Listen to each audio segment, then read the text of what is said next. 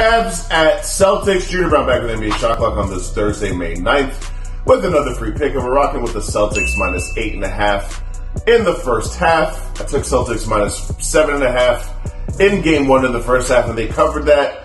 There's no reason for me to believe that things are going to change. Let's just start with the fact that that is the most profitable bet of the NBA season, with the Celtics first half.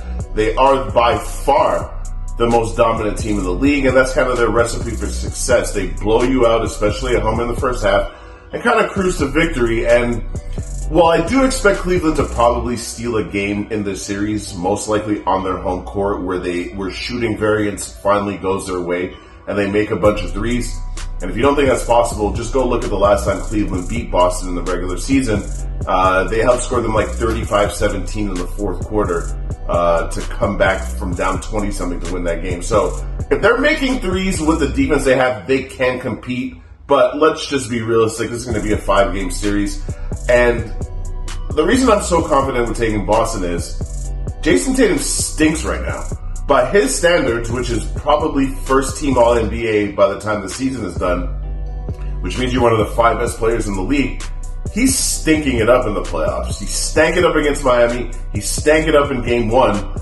And they're still out here mollywopping teams. Jrue Holiday, too. He's stinking it up by his standards. So you have 2 of your 5 starters playing way below their normal level. And just to give you context, Derek White is averaging more points per game in the playoffs than Jason Tatum right now. So the Celtics aren't even the best version of themselves, and look at what they're doing.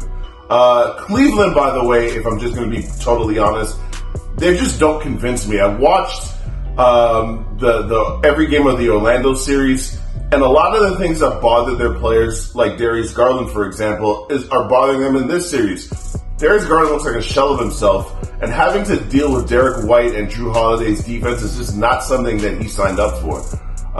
Again, can the Cavaliers keep this game close in the end? Possibly, because they're never going to stop trying, and the Celtics kind of like to play with their foot in the second half. That's why the official play, Celtics minus 8.5 in the first half. Let's cash another ticket, y'all.